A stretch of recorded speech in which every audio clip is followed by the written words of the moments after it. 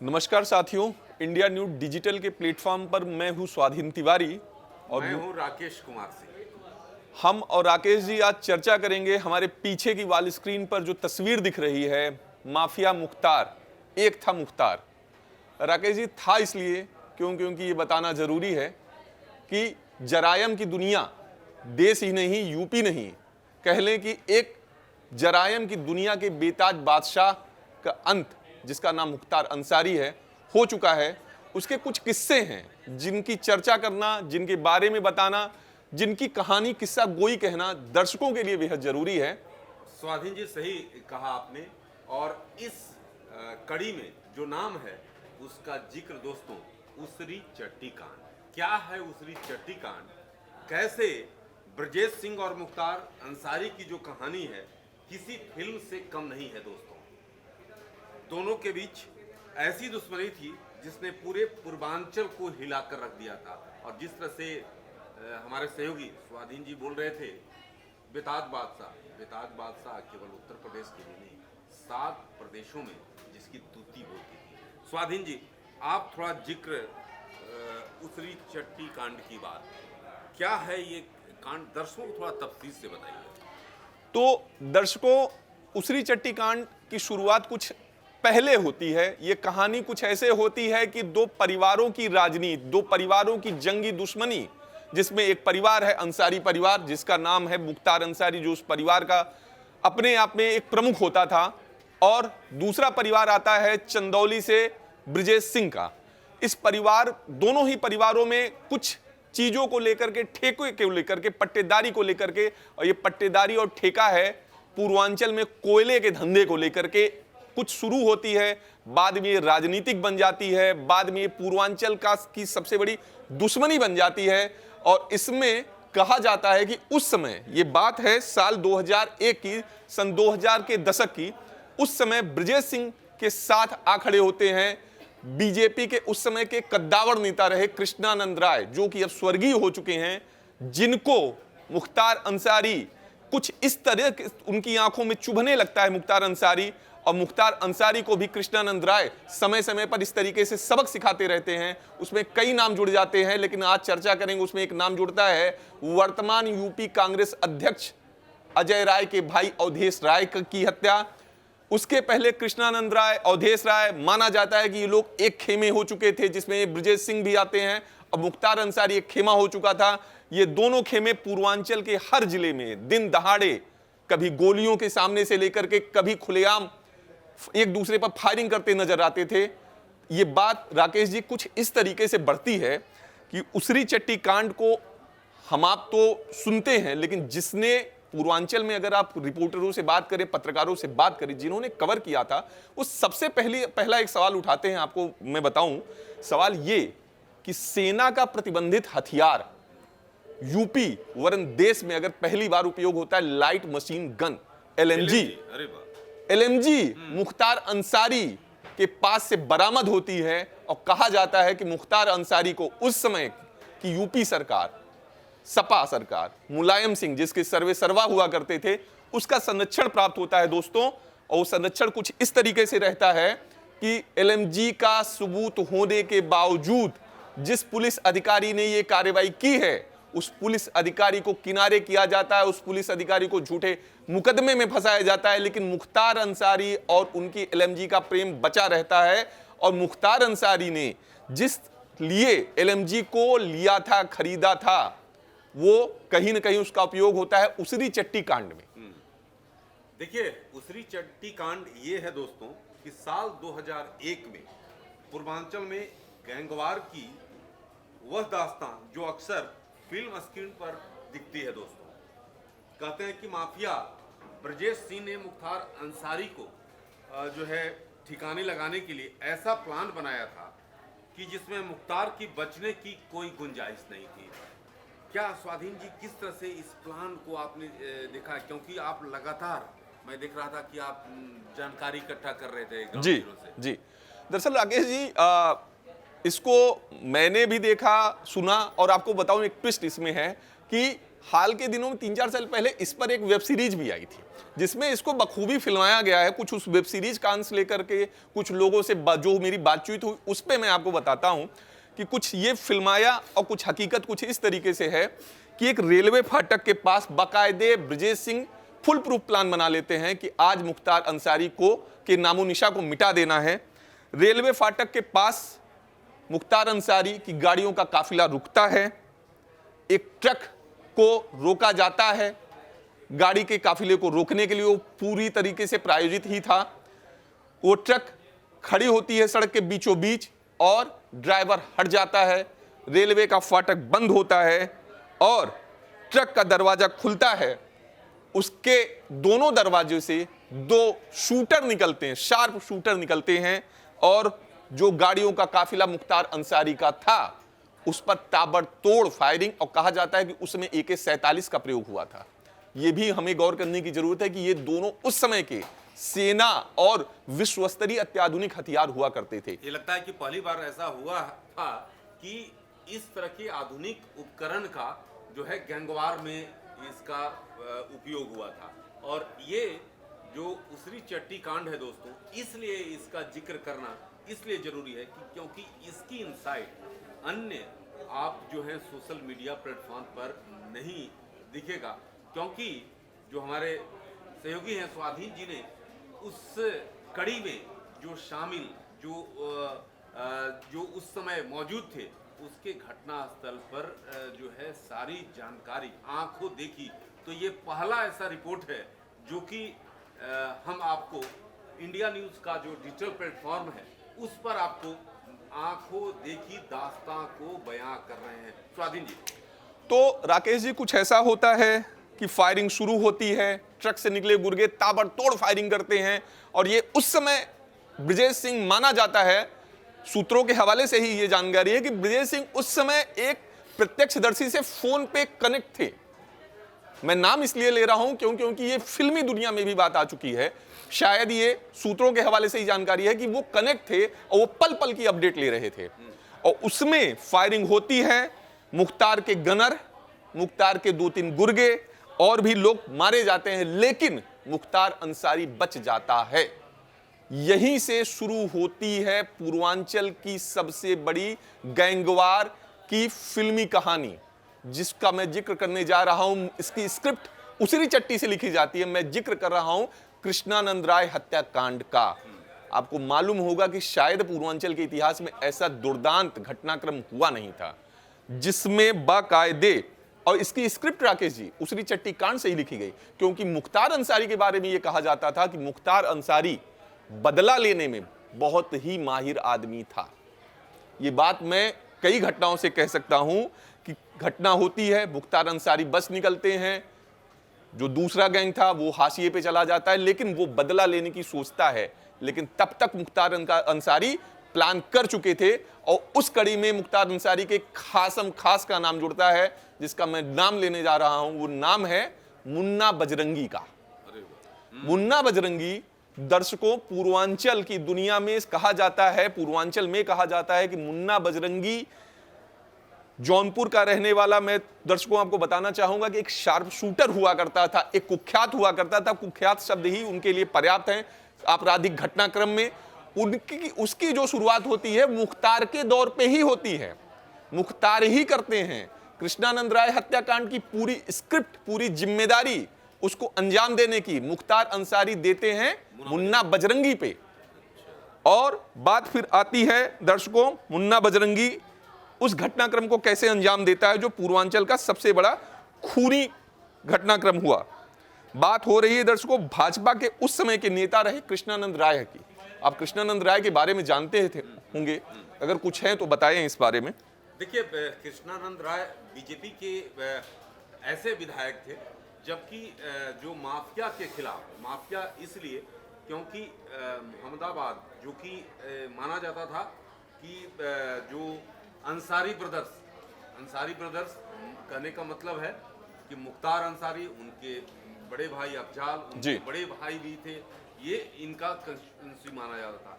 लेकिन कृष्णानंद राय ने वो उनकी जो किला है उसको ध्वस्त किया और ये बात जो है कहीं ना कहीं माफिया और कहें कि पूर्वांचल का डॉन मुख्तार को जो है वो पचा नहीं पाए, और उसी दिन से कृष्णानंद राय को ठिकाने लगाने के लिए प्लान जो है तैयार होने लगा। और इस प्लान की जिम्मेवारी, जैसा कि हमारे सहयोगी, इसलिए मैं बात कर रहा हूँ, मेरे पास भी जानकारी है, लेकिन ये आंखों देखी जो दास्तां, जो घटना घटी, उससे प्रत्यक्षदर्शी से जो बातचीत किया है स्वाधीन जी ने, उन्होंने मुन्ना बजरंगी को सौंपा जाता है इसकी कि कृष्णानंद राय को किस तरह से जो है उसको अलग जी मार गिराना है, जी तमाम चीजें।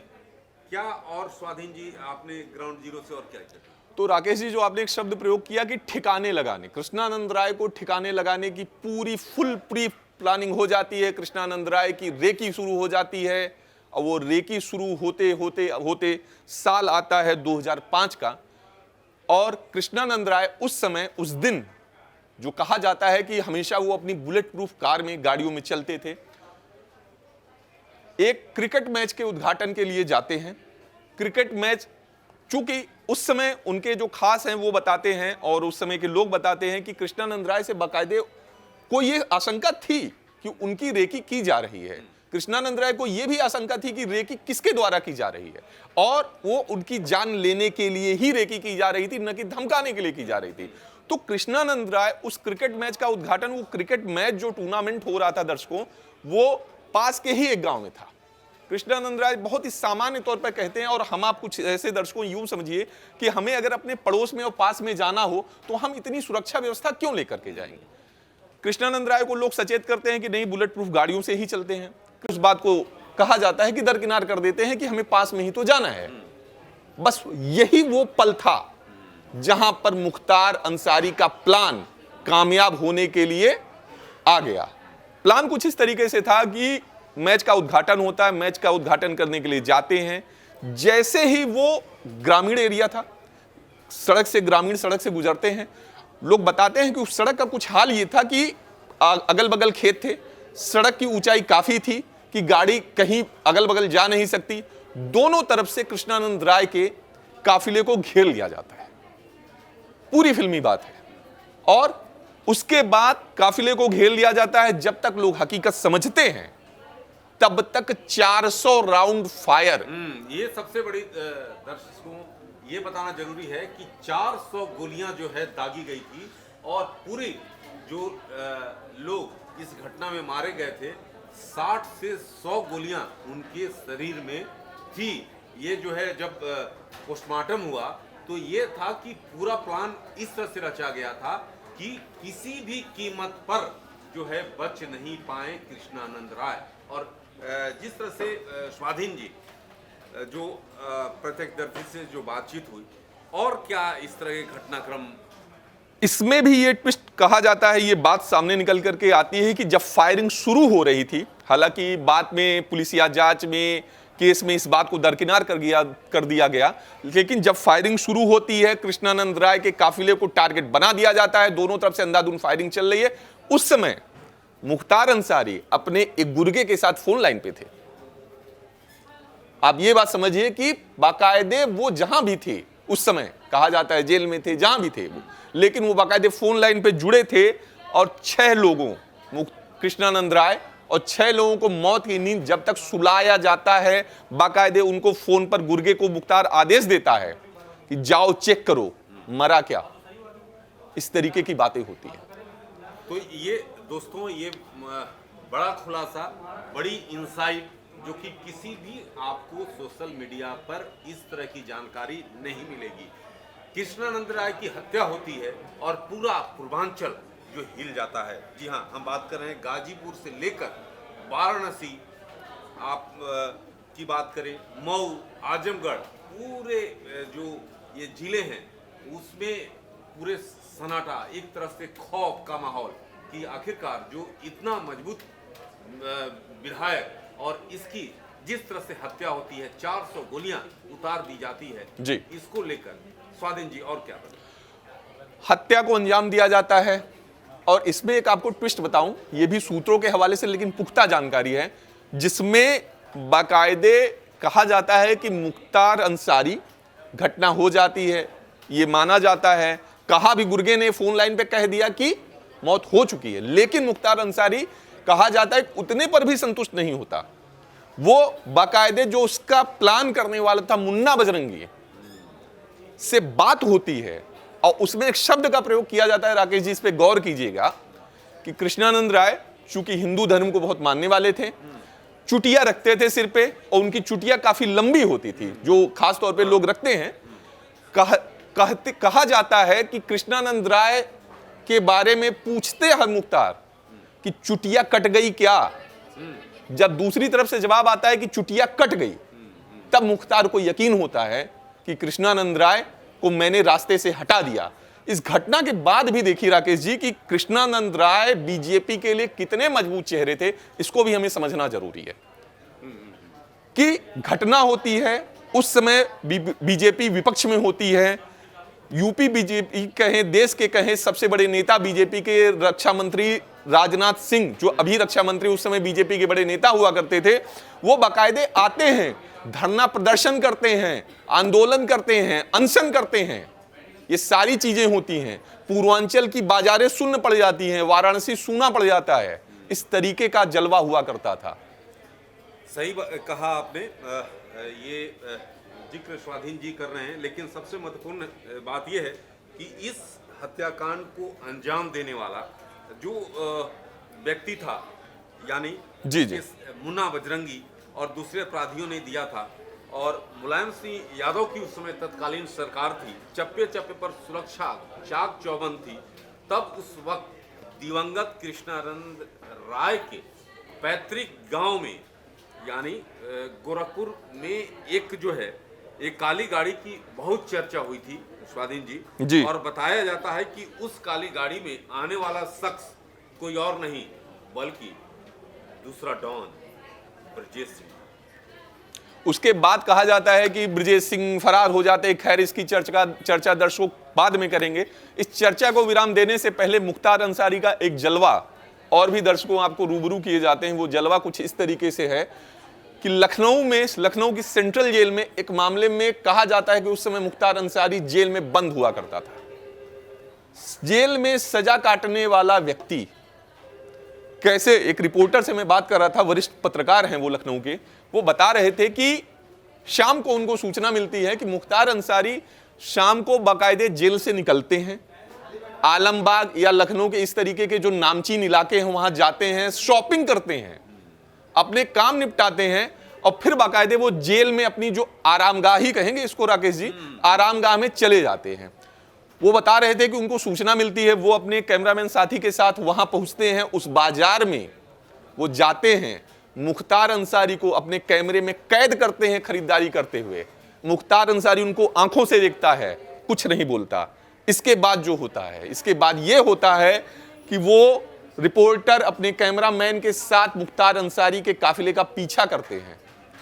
पीछा होते होते होते होते मुख्तार अंसारी की गाड़ी रुकती है यूपी पुलिस के मुख्यालय पर, हेडक्वार्टर पर गाड़ी रुकती है। मुख्तार अंसारी दर्शकों यूपी पुलिस के हेडक्वार्टर के अंदर जाता है। गौर फरमाने वाली बात है कि वो एक जेल में बंद सजा याफ्ता आरोपी था उस समय। जाता है वहां पर, उस समय के पुलिस अधिकारियों से बात करता है, अपने काम करता है। रिपोर्टर और वो साथी उनके कैमरामैन वहां भी जाते हैं, मुख्तार वहां देखता है। फिर वहां से निकलने के बाद दर्शकों वो बड़े ही ठसक वाले अंदाज में मुख्तार, उसको फिक्र ही नहीं है कि एक रिपोर्टर या पत्रकार उस पत्रकार को बुलाता है और उनको कहता है खींच तो लिए, इसको चलाना मत। और वो बताते हैं कि उसका ये शब्द इतना ठसक वाला था कि मैं अंदर ही अंदर हिल गया और जाहिर सी बात है वो तस्वीर दुनिया में नहीं आ पाई। मुख्तार उस समय दर्शकों गया था, कहा जा रहा था कि यूपी पुलिस के अधिकारियों से गया था अपने एक मामले की पैरवी करते। क्या ये Rakesh ji law and order की बात लापरवाही नहीं है? तो आपने सही कहा। खास तौर पे अगर जिस तरह से समाजवादी पार्टी मुलायम सिंह की सरकार थी और मुलायम सिंह की सरकार में या बसपा की सरकार में जिस तरह से ये बाहुबली यानी माफिया डॉन मुख्तार अंसारी ने जो कद बढ़ाया, और पुलिस की बात करें, पुलिस के आला अधिकारी भी उसको छू नहीं सकते थे। ये था उसका जलवा, ये था उसका खौफ कि कोई व्यक्ति उससे सवाल जवाब करने में ही चकता था। दोस्तों, कहने का मतलब ये है कि आज ये सवाल खड़ा इसलिए, ये करने का मकसद ये नहीं है, मकसद है कि आपको जानकारी कि आखिरकार किस तरह का खूंखार था और किस तरह से जो डर का माहौल एक क्रिएट किया हुआ था मुख्तार अंसारी जी। दर्शकों, इस चर्चा को हम लोग राकेश जी समाप्त करते हैं। इस सवाल और ये तस्वीर को हम काफी साफ कर चुके हैं कि मुख्तार अंसारी, यूपी पुलिस के अधिकारी, सरकार, सत्ता, हर जगह उसकी ठसकती, हर जगह उसकी पहुंचती। तो हमें ये कल्पना करना आसान होगा राकेश जी कि किस तरीके से आम आदमी उसके रहते थे, आम आदमी के बीच में उसका कैसा था। इस चर्चा को समाप्त करते हुए सिर्फ एक ही बात ऐड करूंगा जो हमें समझनी भी चाहिए राकेश जी, कि उस समय आज के वर्तमान यूपी के मुख्यमंत्री योगी आदित्यनाथ उस समय गोरखपुर के सांसद हुआ करते थे। मुख्तार अंसारी के 2005 मऊ दंगे की लाइन को मैं करने जा रहा हूं। दर्शकों, योगी आदित्यनाथ बीजेपी कहें या जो भी कहें, उस समय ऐसे एक नेता हुआ करते थे जो इस तरीके के अपराधियों से दो हाथ तो नहीं कहेंगे, टक्कर देते थे। एक घटना में, एक कार्यक्रम में वो आजमगढ़ आते हैं, आजमगढ़ के एक मैदान में रुकते हैं और आपको मतलब हम आपको ये कहना चाहिए कि आज ये किस्मत ही थी उनकी कि उस घटना में योगी आदित्यनाथ को ठिकाने लगाने का बाकायदे माफिया मुख्तार ने प्लान बना लिया था, लेकिन वो तो जाको राखे साइयां, मार सके ना कोई। योगी आदित्यनाथ जी बच निकले, आज यूपी के सीएम हैं। तो ये समझा जा सकता है मुख्तार अंसारी का जलवा कैसा था, जराइम की दुनिया का वो कितना बड़ा बेताज बादशाह हुआ करता था। दर्शकों, हमारी चर्चा बताने के लिए काफी है, सारी बातें आपके सामने हैं। नमस्कार। नमस्कार।